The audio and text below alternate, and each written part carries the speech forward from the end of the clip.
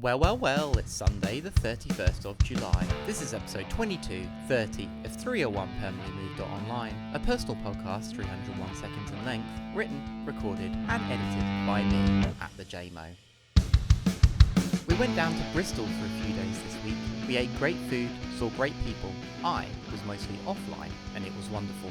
The only thing that breached the shields was the drama about the TikTokification of Instagram. Back in February 2018, unhappy with some of the changes Snapchat had made, Kylie Jenner posted a tweet to her then 24.5 million followers saying Snapchat was over. The next day, Snap's shares plummeted 6%. Snapchat obviously wasn't over after Jenner's tweet. In fact, Snapchat is currently the 6th biggest social media network in the Western world. It's bigger than Twitter. In case the drama passed you by, earlier this week, Instagram pushed its short video product, Reels, into the main algorithmic feed for users. Make Instagram Instagram again, Jenner posted to Instagram. Stop trying to be TikTok. I just want to see cute photos of my friends. Sincerely, everyone. Kim Kardashian also shared the same post, and millions of their followers did the same. Their intervention had so much clout that Instagram CEO Adam Mosseri posted a video of himself on Twitter, acknowledging that everyone hates the new update and the pivot to short video. Ryan Broderick over at Garbage Day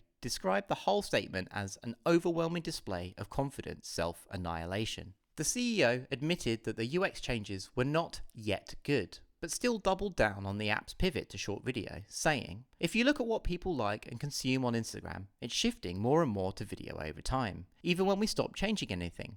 So we're going to have to lean into that shift." This is such bullshit. Instagram introduced Reels into the app following TikTok's lead in August of 2020. Of course users are shifting more and more towards consuming short video. 15-second short video content combined with zero agency algorithmic curation is one of the most addictive design patterns ever discovered by humanity. After this, go and listen to Richard Pryor's sketch about freebasing cocaine. As he talks about his pipe, recall any recent conversation with a friend that has gone something like this: "I need to get off TikTok. It's taking over my life." It's no coincidence that this type of content and delivery mechanism is now in everything. It captures our attention so completely, even more addictive than Web 2's traditional pull down to refresh mechanic. One video becomes two, then an hour goes by.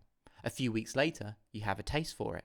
And as Pryor says, all of a sudden it's a kilo, but just for the weekend. I think it's immoral. In the midst of the lockdowns, Instagram made an active choice to implement, or rather copy, one of the most addictive user interfaces ever devised. These dark design patterns are only viable on our phones, as the app paradigm is the most restrictive and controlled of computing environments. Nearly a decade ago, Tobias Revel wrote the influential essay Designed Conflict Territories. "There is no town square for Google," he said. "We have no space in which we can protest, in which we can occupy and configure a conflict besides or in front of the thing that we wish to protest and air our grievances about." Kylie Jenner's war with Instagram is another front in the same conflict as Epic Games' battle with Apple. Never in human history has there been such a totalitarian control over thought, action, and memory. It's not just enough to complain and demand that Instagram stop making changes, though.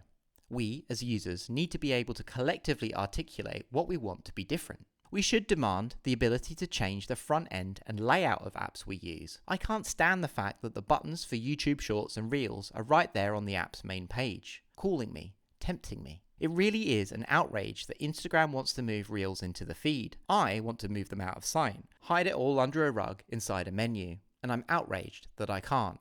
We should be able to say no, I do not wish to see short videos in my feed. I want to see pictures of cute cats and avocado breakfast posted by my friends. We should be able to rearrange the furniture. At the very least, there should be a simple UX path called How to Train Your Algorithm, a user flow that explains simply, step by step, how it works and how you can influence and interact with it. I've learnt a lot in the last year about interacting with machine intelligences with image generators. There is both the prompt and the parameters, the organizational and structural logic of the machine. On social media, the relationship is entirely one-sided.